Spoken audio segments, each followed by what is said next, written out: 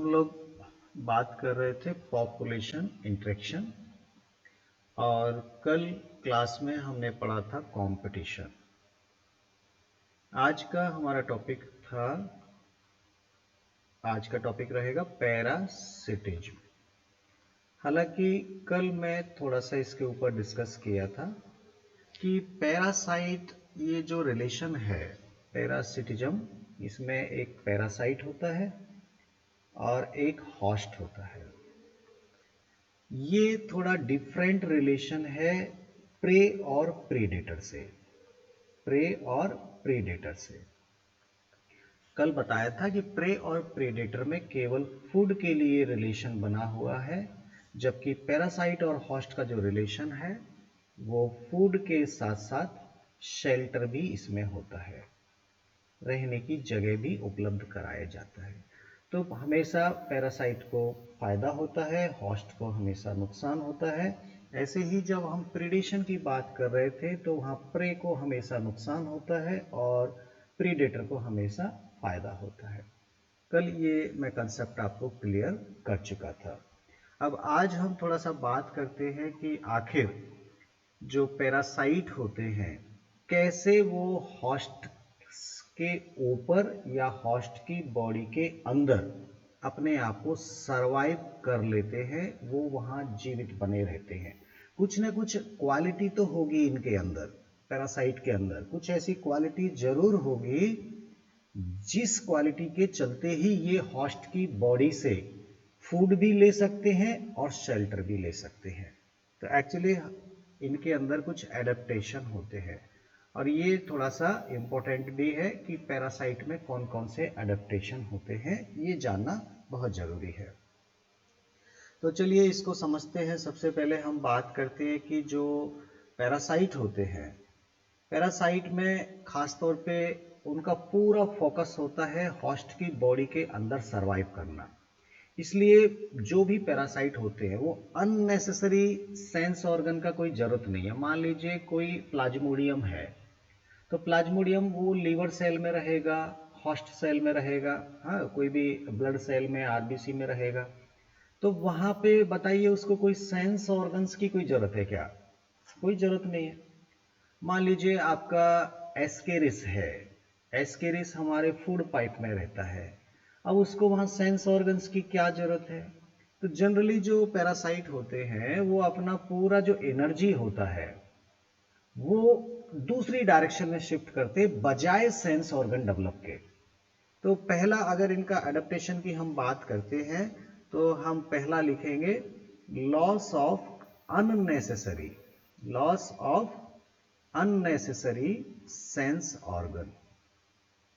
Sense organ इनमें बहुत ज्यादा डेवलप नहीं पाए जाते जो पैरासाइट होते हैं उनके अंदर। इसकी बजाय सेंस ऑर्गन्स डेवलप करने की बजाय पैरासाइट क्या ज्यादा डेवलप करते हैं? इनके अंदर डेवलप होता है एडेसिव या सकर ऑर्गन। ये एडेसिव, एडेसिव मतलब चिपकने वाले, ये हॉस्ट की बॉडी के अंदर या बाहर चिपकने वाले ऑर्गन्स ज्यादा डेवलप कर लेते हैं। और सकर, सकर का मतलब होता है चूसने वाले, उससे चूंकि फूड को चूसना है, हॉस्ट की बॉडी के अंदर हो या बाहर, उसको चूसने वाले इनके माउथ पार्ट बड़े ही अलग टाइप के होते हैं ताकि आसानी से ये सक कर सकें फूड का। एडेसिव ऑर्गन उनको हॉस्ट की बॉडी में चिपकने में हेल्प करते हैं। तो ये ऑर्गन ज्यादा डेवलप्ड होते हैं, more developed in place of sense organ. Sense organ इनके कम डेवलप पाए जाते हैं।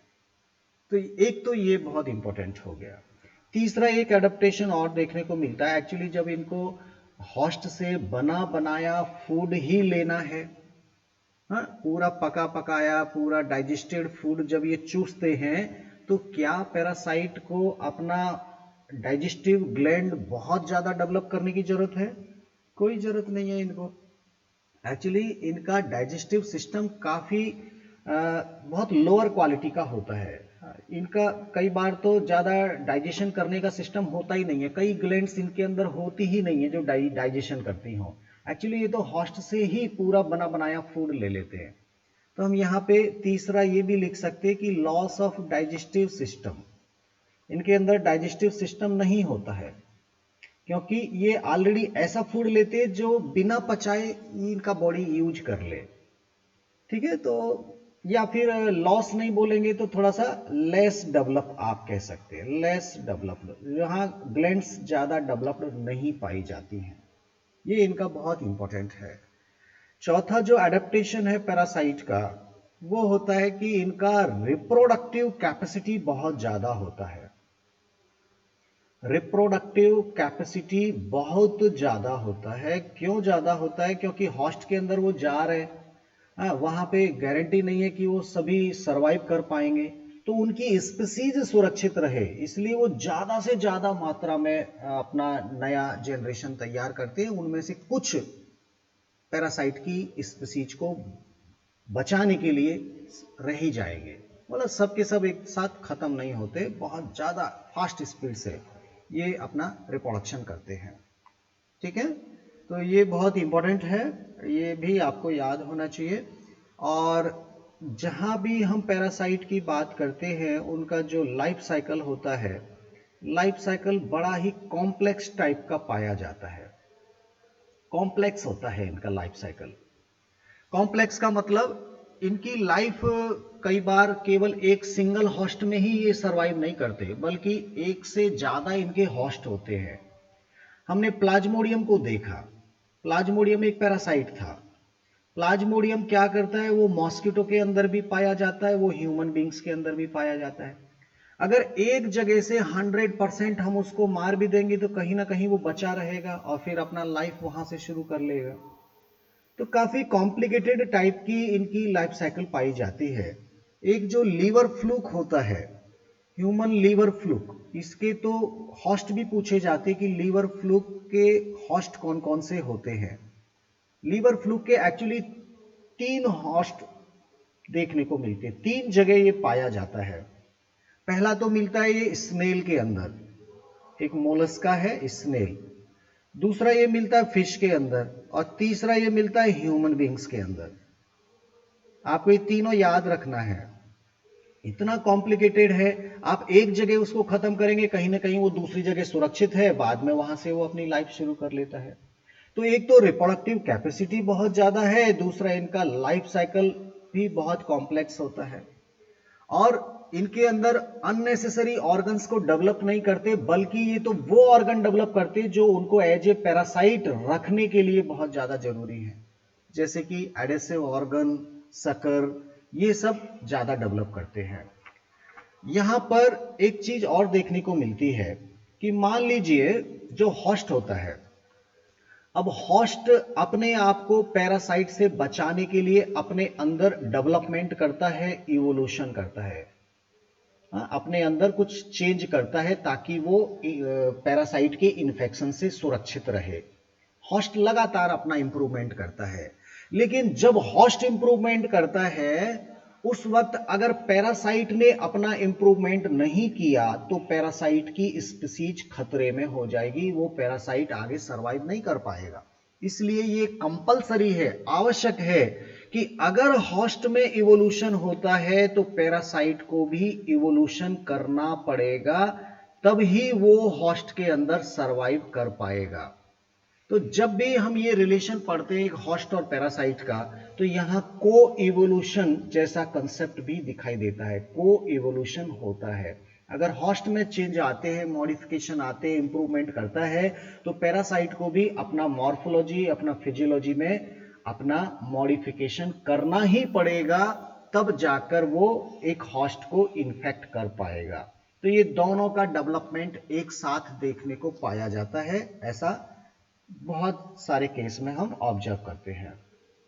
ठीक है, इसके बाद अगर हम बात करें यहां पर, तो एक आइडियल पैरासाइट क्या हो सकता है? एक आइडियल पैरासाइट की अगर हम कल्पना करें, एक आइडियल पैरासाइट वो होगा जो हॉस्ट के अंदर अनलिमिटेड टाइम तक सरवाइव कर सकता है, और ऐसा केवल तब पॉसिबल होगा कि पैरासाइट अगर हॉस्ट की बॉडी में आया तो हॉस्ट को बहुत ज्यादा नुकसान नहीं होना चाहिए। अगर हॉस्ट इस इंफेक्शन से मर गया तो ये पैरासाइट भी उसकी बॉडी के साथ मर जाएगा। तो जनरली ऐसा होता नहीं है, हम एक आइडियल बात कर रहे हैं। एक आइडियल पैरासाइट तो वो होगा जो होस्ट में लगातार सरवाइव करे और होस्ट को भी ज्यादा नुकसान ना हो, लेकिन ऐसा कभी होता नहीं है। जब भी पैरासाइट होस्ट को इन्फेक्ट करता है, होस्ट को नुकसान होता है, होस्ट की बॉडी उसको रजिस्ट करने की कोशिश करती है, लेकिन अगर फेल हो जाता है होस्ट, तो ज्यादा सीवियर इन्फेक्शन में होस्ट की डेथ हो जाती है। ऐसा कोई भी पैरासाइट आइडियल नहीं होता जो होस्ट को ज्यादा नुकसान ना पहुंचाए। जनरली हर पैरासाइट होस्ट को नुकसान पहुंचाता ही पहुंचाता है।